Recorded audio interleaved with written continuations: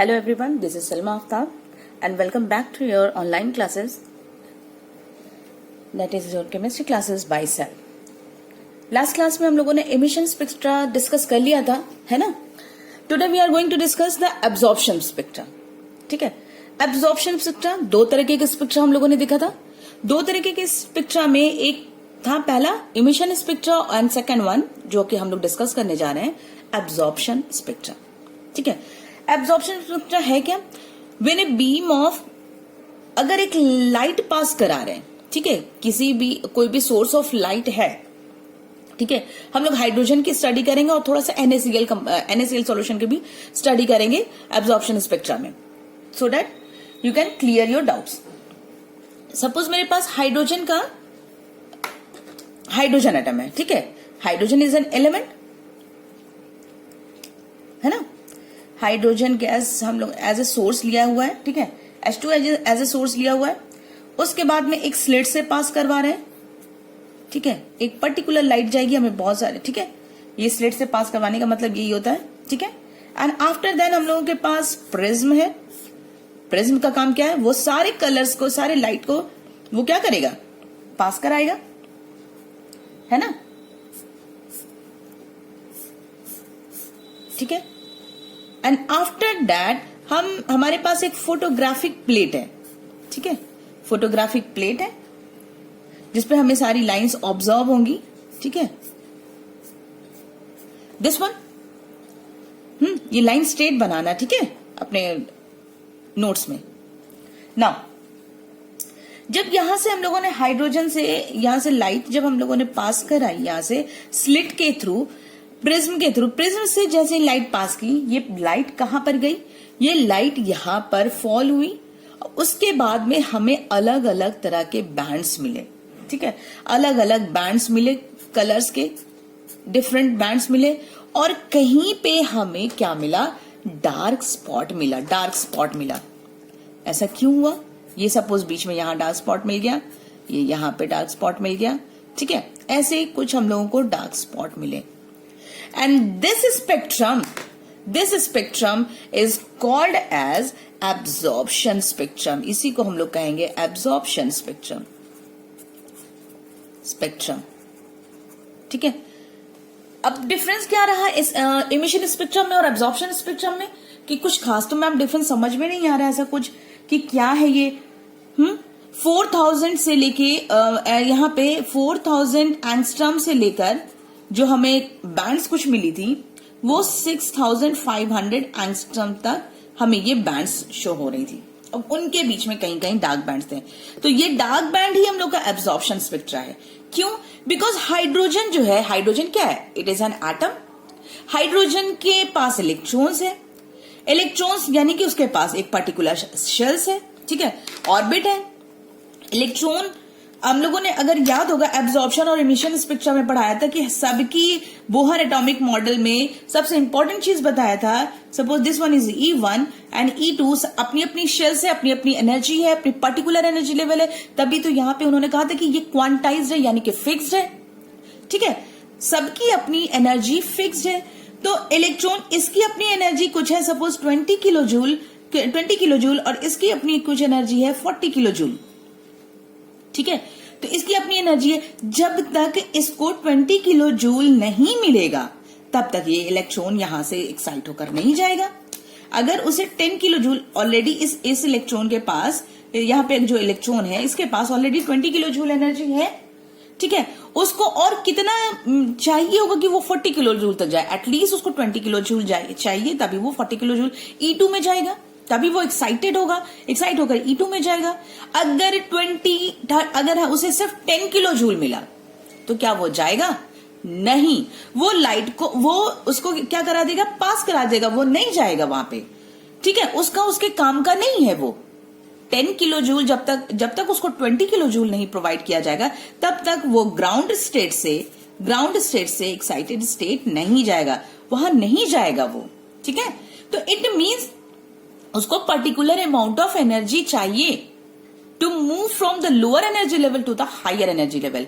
तो सपोज अगर उसको हमने सपोज उसको एनर्जी मिली, हम मान सकते हैं कि सपोज उसको हमने 10 10 किलो जूल एनर्जी दी, 30 किलो जूल, तो वो 30 किलो जूल से वहां नहीं जाएगा, तो वो 30 किलो जूल को एनर्जी को वो क्या करा देगा, पास करा देगा, वो एब्जॉर्ब नहीं करेगा।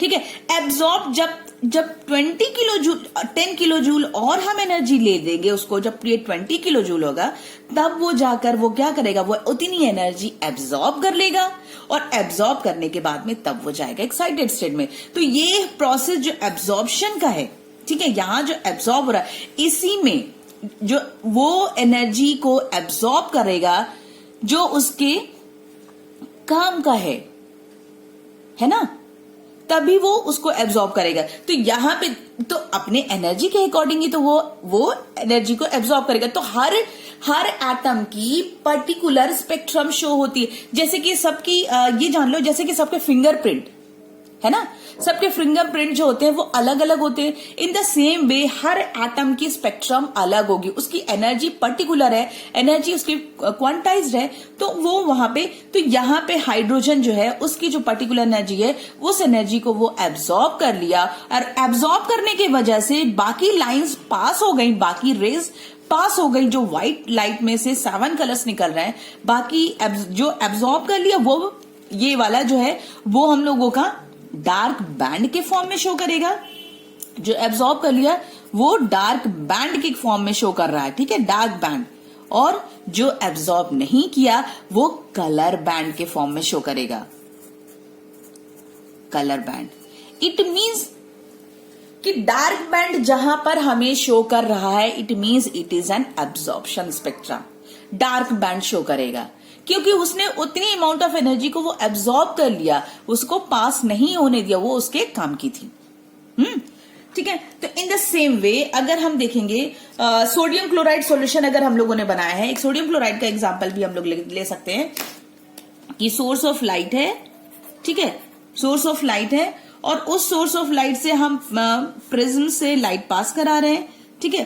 पास कराने के बाद किससे पास कराएंगे हमें, क्योंकि हमने लिया है sodium chloride solution, sodium chloride solution, ठीक है, this is our sodium chloride solution. लिखा है ना, when a beam of light, when a beam of continuous light is pass through a solution और वेपर, सॉलिड से तो हम लोग रिएक्शन नहीं करवाते हैं, ये चीज हमेशा याद रखो कि यहाँ पे vapour of a chemical substance we get spectrum containing a number of dark lines, containing a number of dark line, जहां डार्क लाइन शो करेगी वो। तो उसी तरीके से हम लोग अगर suppose we have NaCl solution, NaCl का सॉल्यूशन है, ठीक है। अब NaCl का सॉल्यूशन, तो NaCl की भी अपनी पर्टिकुलर अमाउंट ऑफ एनर्जी है, उसको इलेक्ट्रॉन को एक्साइट कराने के लिए कुछ अमाउंट ऑफ एनर्जी चाहिए होगी। अगर नहीं, वो जो उसके काम का नहीं है वो उसको एब्जॉर्ब कर लेगा, उसको पास करा देगा। तो यहां पे क्या होगा, आफ्टर दैट फोटोग्राफिक प्लेट पे क्या शो हो रहा है, यहां से कई सारी लाइट पास हो रही है, कई सारी लाइट पास हो रही है, यहां से जा रही है, तो कई सारी हमें बैंड्स दिखेंगे, we can see different bands, सब दिखेगा, वायलेट भी दिखेगा, वायलेट है, इंडिगो है, ब्लू है, ऑरेंज है, रेड है, कई सारे बैंड्स हम लोग देखेंगे यहाँ पे, ठीक है। We can see different types of bands, लेकिन एक चीज नहीं दिखेगी, दैट इज आवर, यानी कि ये रेड की बैंड हमें दिखेगी, ऑरेंज की बैंड दिख रही है, ब्लू की बैंड दिखेगी, इंडिगो की बैंड दिख रही है, ब्लू वायलेट की दिख रही है, बट क्या हो गया, जो यहाँ पे येलो कलर की बैंड थी वो नहीं दिखेगी। In the place of yellow colour it will show a dark band, dark band. क्यों, क्योंकि वो जो येलो जो लाइट थी वो NaCl ने क्या किया, एब्जॉर्ब कर लिया, it absorbs the yellow light, yellow colour light, इसने येलो लाइट को क्या कर लिया, एब्जॉर्ब कर लिया। एंड ड्यू टू द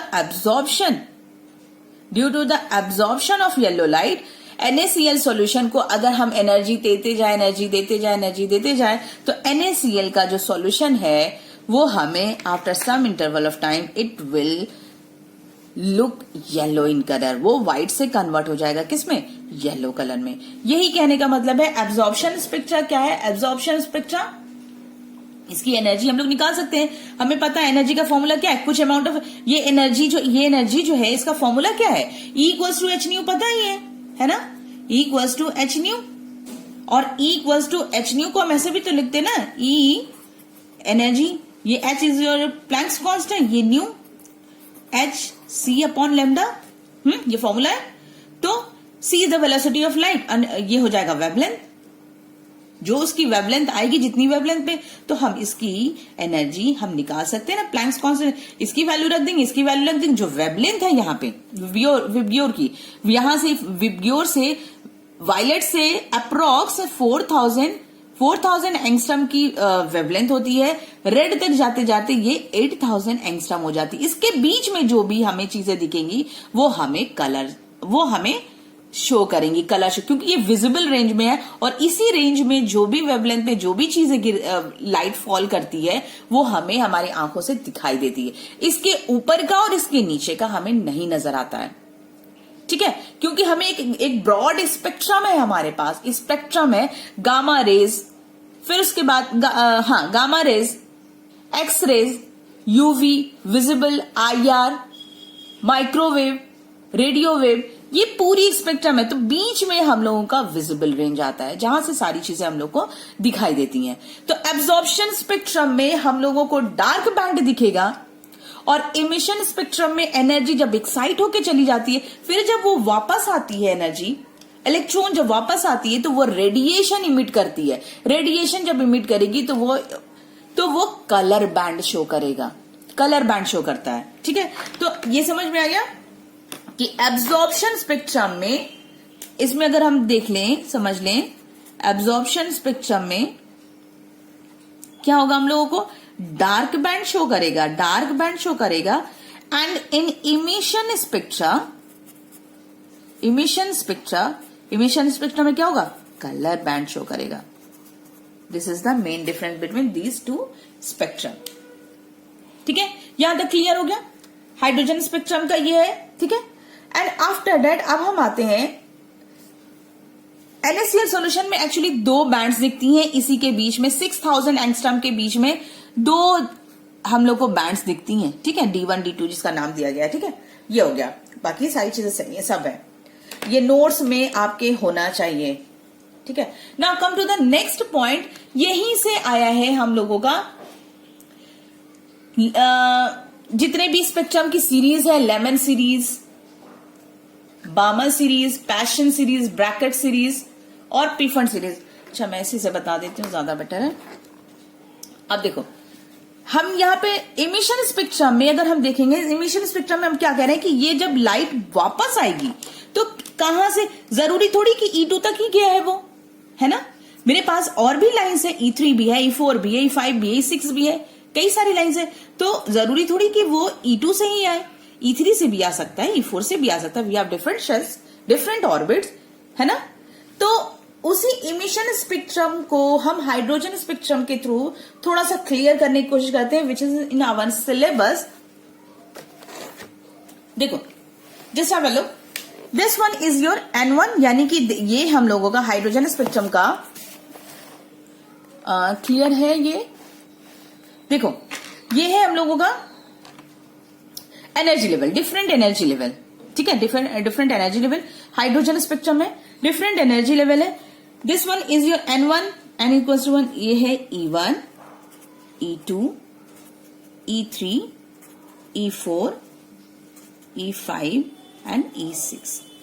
अगर ये इलेक्ट्रॉन एक्साइटेड होकर E2 में गया है, ठीक है, E2 में गया, E2 से वापस, में भी हो सकता है कि वो E2 से वापस आ रहा हो E1 में, ऐसा भी हो सकता है कि उसको इतनी एनर्जी मिल गई, इतनी इलेक्ट्रॉन वोल्ट की एनर्जी मिल गई, वो E3 में चला गया, और E3 से भी तो वापस आएगा वो यहाँ पे E4 में अगर गया है, तो E4 से जब वापस आएगा तो वो इमिशन स्पेक्ट्रा शो करेगा, है ना। उसके बाद में आफ्टर दैट E5 में अगर इलेक्ट्रॉन्स गया था तो E5 से भी तो वापस आ सकता है E1 में, E6 से भी वापस आ सकता है। तो जब N1 की वैल्यू 1 होगी, मतलब कहीं से भी इलेक्ट्रॉन N1 पे आ रहा है, उस सीरीज को हम कहेंगे लेमन सीरीज। क्लियर हो रहा है, लेमन सीरीज उसी को हम लोग कहते हैं लाइमन सीरीज या लेमन सीरीज, जो भी बोलना हो बोलो, ठीक है, स्टडी है आप लोग की। हाँ, तो ये हो गया लेमन सीरीज, ठीक है। अब अगर तो हो गया ये लेमन सीरीज, तो इलेक्ट्रॉन अगर हम N1 में फॉल कर रहा है, किसी भी शेल से आ रहा है, N1 में जा रहा है, then it is called as Lyman series. Now come to the Balmer series. Balmer series में N की वैल्यू 2 है और इलेक्ट्रॉन एक्साइट होकर वो उसकी energy level, electron second shell में है, वो एक्साइट होकर गया था E3 में, फिर उसके बाद में अपनी पोजीशन आ गए, फिर उसके बाद E4 से भी मे बी पॉसिबिलिटी है, E5 से भी पॉसिबिलिटी है, E6 से भी पॉसिबिलिटी है।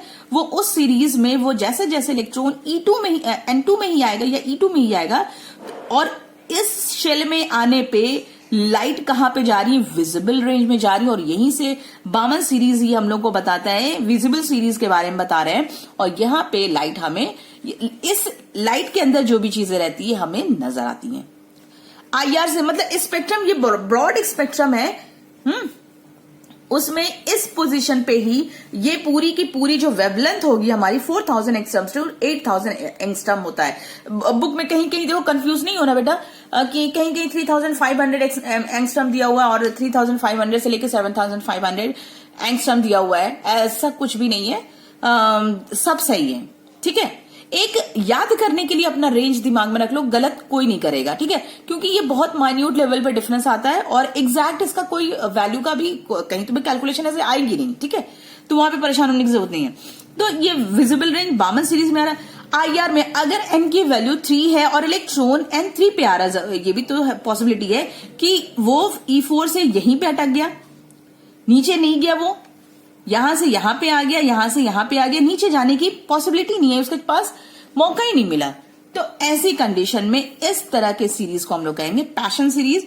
और ये दोनों, ये तीनों IR रेंज में आ रहे हैं, इंफ्रारेड रेंज में आ रहे हैं, ठीक है, इंफ्रारेड रेंज में आ रहे हैं। पैशन सीरीज भी, ब्रैकेट सीरीज भी, बस ब्रैकेट सीरीज में फर्क क्या है, N की वैल्यू 4 हो गई है और इसमें पीफंड सीरीज में N की वैल्यू 5 हो गई है और ये 6 हो गया है, ठीक है। तो ये समझ में आया। अब रिडबर्ग ने एक फॉर्मूला दिया था वेवलेंथ निकालने के लिए। Wavelength 1/λ is equals to R N1 square, N1 नहीं, N वो वैल्यू होगी जिस पे वो फॉल कर रही है, माइनस N2 स्क्वायर, जितने पे जहां से वो आ रही है। N1 अगर N की वैल्यू 1 है तो वो लेमन सीरीज में आ जाएगा। N की वैल्यू यहां वाली N की वैल्यू, N की वैल्यू 2 है तो वो अपनी बामर सीरीज में आ जाएगी। अगर यहां पे N की वैल्यू 3 आ रही है तो वो हो जाएगी हम लोग की पैशन सीरीज, और N की वैल्यू 4 है तो ब्रैकेट सीरीज का फॉर्मूला में अप्लाई करेंगे और उसके बाद में पीफंड सीरीज। और ये N2 जो जिस शेल से आ रहा है, अगर N1 की वैल्यू 1 है, वो 2 से आ रहा है तो वहां पे N2 हो जाएगा, N2 का होल स्क्वायर हो जाएगा। अगर वो N3 से आ रहा है, N3 से N1 में आ रहा है तो N3 का होल स्क्वायर हो जाएगा, ठीक है। ये हो गया हम लोगों का फॉर्मूला। तो उसी के अकॉर्डिंग, हम लोगों के फॉर्मूले के अकॉर्डिंग कुछ हम लोगों के ये है वैल्यूज निकाली गई है। लेमन सीरीज में N की वैल्यू 1 है, N2 की वैल्यू 2, 3, 4, 5, 6 जो भी है, क्योंकि N की वैल्यू तो N1 की वैल्यू तो 1 होनी है लेमन सीरीज में। अगर 2 से वो N1 पे जा रहा है तो उसमें वेवलेंथ की वैल्यू क्या आई है, 1213 एंगस्ट्रम, ठीक है। N5 से N1 में जा रहा है, क्योंकि ये वाला तो वही होना चाहिए, 1 ही होगा। N5 से N1 में जा रहा है तो देखो, ये देखो N5 की वैल्यू 5 हो गई, 5 5 25 और N1 का 1 ही है, तो ये ओवरऑल फॉर्मूला। और इसकी वैल्यू हो गई 5 से 910 एंगस्ट्रम। हाँ, क्लियर हो रहा है कुछ? इसको हम सॉल्व नहीं करवा रहे क्योंकि सिलेबस ना हम लोगों का बहुत ज्यादा थोड़ा वो चल रहा है और इसको एक्सप्लेन करने में अच्छा खासा टाइम लग जाता है। एक बार देख लो, और जहां पे भी डाउट हो यू कैन आस्क, चाहे कमेंट बॉक्स में पूछ लो तो ज्यादा बेटर है, क्योंकि हमें पता चल जाएगा जब मैं अपनी वीडियो देखूंगी या तुम लोग जब देखोगे तो हमें एक नोटिफिकेशन मिल जाएगा कि हाँ बच्चों को ये प्रॉब्लम है, ठीक है। पर्सनली पूछने से बेटर है कि आप लोग यहीं पूछ लो, ठीक है। Now come to the next Balmer series. Balmer series क्या है ये देखो, है ना। बामर सीरीज में N1 की वैल्यू, क्यों N1 की वैल्यू तो हाँ 2 है ना, सही, तो N1 2 है और ये नेक्स्ट वाला 3, 4, 5, 6 कहीं से भी आ सकते हैं इलेक्ट्रॉन। 3 से 2 में जा सकते हैं, 4 से 2 में, 5 से 2 में, 6 से 2 में, ठीक है। तो उसके अकॉर्डिंग वेवलेंथ की जो वैल्यू आई है दिस वन, ठीक है। कैलकुलेशन अच्छे से देख लो इसको, ठीक है, एक आराम से देखो और ये अपने कॉपी में नोट डाउन कर लो, बहुत जरूरी है, ठीक है।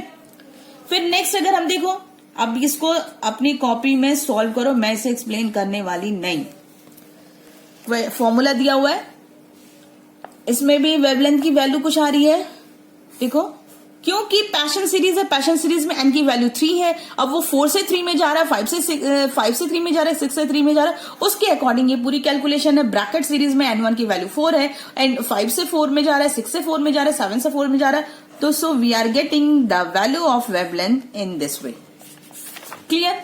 पी फंड सीरीज भी देख लो, N1 की वैल्यू 5 और वो 6 से 7 से 8 से, उसके अकॉर्डिंग वेवलेंथ की वैल्यू जो आ रही है हम लोगों की 38,000 एंगस्ट्रॉम। देखो वेवलेंथ क्या हो रही है, बढ़ती जा रही है। वेवलेंथ क्या हो रही है उसके अकॉर्डिंग, ये वैल्यू गड़बड़ है क्या लग रहा है।